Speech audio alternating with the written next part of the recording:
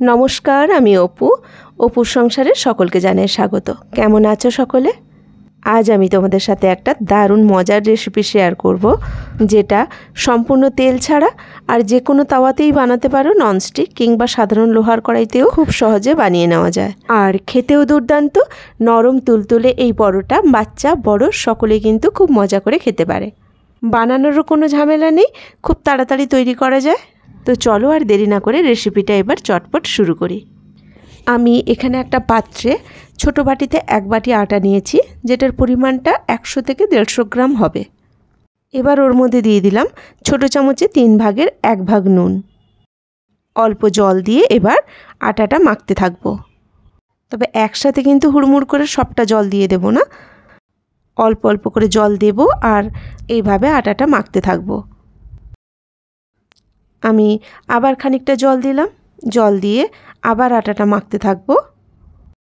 আমি এখানে পুরোটাই আটা দিয়েছি, আটার বদলে ময়দাও ব্যবহার করা যেতে পারে, কিংবা হাফ আটা হাফ ময়দাও দেওয়া যেতে পারে। একটু সময় নিয়ে কিন্তু আটাটা মাখতে হবে। এইভাবে মনে হচ্ছে আরও একটুখানি জল লাগবে, তাই আবার একটুখানি জল দিলাম।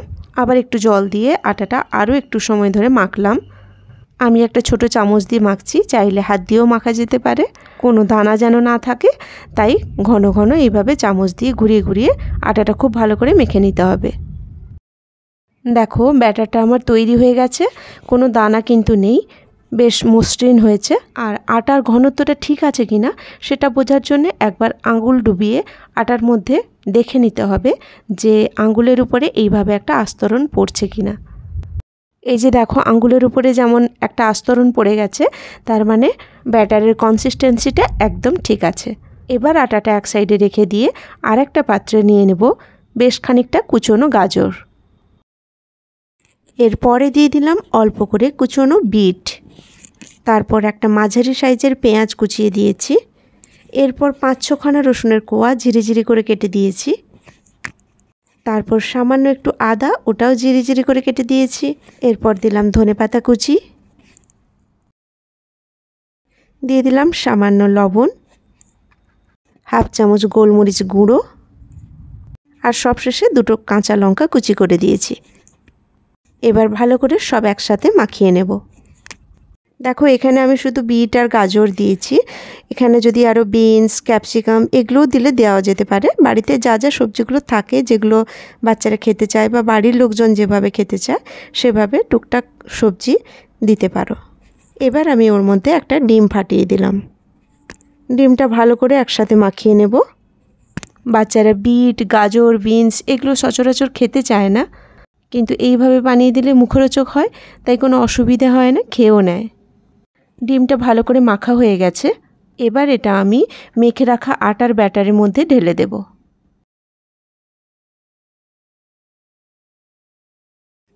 তারপর খুব ভালো করে একসাথে সব মাখিয়ে নেব। সবজিগুলো যদি কাটা থাকে তাহলে রেসিপিটা বানাতে 5 থেকে 7 মিনিট লাগে। খুবই সহজ আর খুব চটজলদি বানানো হয়ে যায়। একসাথে সব খুব ভালো করে এবার মাখানো হয়ে গেছে, ব্যাটারটা একদম রেডি। এবার গ্যাসে আমি একটা ননস্টিকের তাওয়া বসিয়ে দিয়েছি।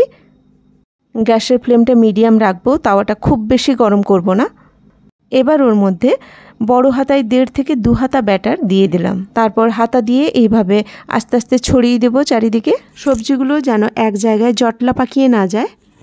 তারপর 1.5 থেকে 2 মিনিটের জন্য একটা ঢাকনা চাপিয়ে দেব আর গ্যাসের ফ্লেমটা একদম লো করে দেব, যাতে ভেতরে থাকা সবজিগুলো সেদ্ধ হয়ে যায়।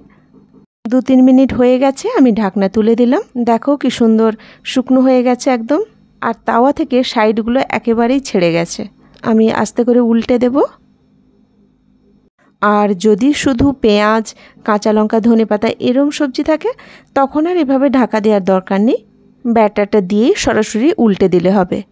পরোটাটা রেডি হয়ে গেছে, প্লেটে এবার তুলে নেব। অনেকে এটা বলে থাকেন যে ননস্টিকের কড়াইতে এগুলো সম্ভব, কিন্তু সাধারণ কড়াইতে কি সম্ভব? তাই আমি একটা লোহার কড়াইতে করে দেখাচ্ছি। আমি একই রকমভাবে 1.5 থেকে 2 হাতা ব্যাটার লোহার একটা তাওয়াতে, শুকনো তাওয়াতেই দিয়ে দিলাম। তারপরে একই রকমভাবে খুন্তি দিয়ে চারিদিকে ছড়িয়ে দেব ব্যাটারটা। গ্যাসের ফ্লেমটা লো করে দিয়ে 2-3 মিনিটের জন্য ঢাকনা দিয়ে দেব। বাড়িতে ননস্টিকের তাওয়া যদি না থাকে তাতে কোনো অসুবিধে নেই। আমরা রুটি করি যে লোহার তাওয়াতে, তাতে খুব সহজে কিন্তু উঠে যাবে, একটু লাগবে না বা আটকাবে না, কোনো অসুবিধে হবে না। ঢাকনাটা খুললাম, দেখো কি সুন্দর ছেড়ে গেছে। এবার আমি এটা উল্টে দেব। একদম নরম তুলতুলে হয় পরোটাগুলো, আর খেতেও খুব সুস্বাদু হয়। গরম গরম সসের সাথে দারুণ লাগবে খেতে। তবে এখানে একটা কথা বলে রাখি, আমরা এখন যেমন তেলটা অ্যাভয়েড করতে চাই, সেক্ষেত্রে বাচ্চারা তেল ছাড়া খাবার শুনলেই প্রথমেই খাবো না। যেটা আমার বাড়িতে হয়, আমার 2 ছেলে তেল ছাড়া খাবার শুনলেই বলবে তুমি কষ্ট করে বানিয়েছো, তুমি খাও। সেক্ষেত্রে ওপরে একটু তেল ব্রাশ করে দিয়ে 2 সাইড ভেজে দিলে কিন্তু দেখতেও সুন্দর হবে আর খেতে আরও টেস্টি হবে। কারণ রেসিপিটা এমনিতেই খুবই হেলদি, আর সামান্য একটু তেল 2 সাইডে ব্রাশ করে একটু ভেজে দিলে দেখতে আরও সুন্দর হবে আর টেস্টিও হবে, বাচ্চাদের কোনো আপত্তি থাকবে না। রেসিপিটা তোমাদের কেমন লাগলো অবশ্যই কমেন্ট করে জানিও, আর যদি ভালো লেগে থাকে তাহলে একটা লাইক দিয়ে দিও। সকলে ভালো থাকবে, সুস্থ থাকবে, সাবধানে থাকবে, আর ভালো থাকার জন্য যা যা করণীয় তার সবটাই করবে, কারণ নিজের ভালো থাকার দায়িত্বটা নিজেকেই নিতে হয়। কথা হবে পরের ভিডিওতে নতুন কোনো রেসিপি নিয়ে। আজ এখানেই রাখি, নমস্কার।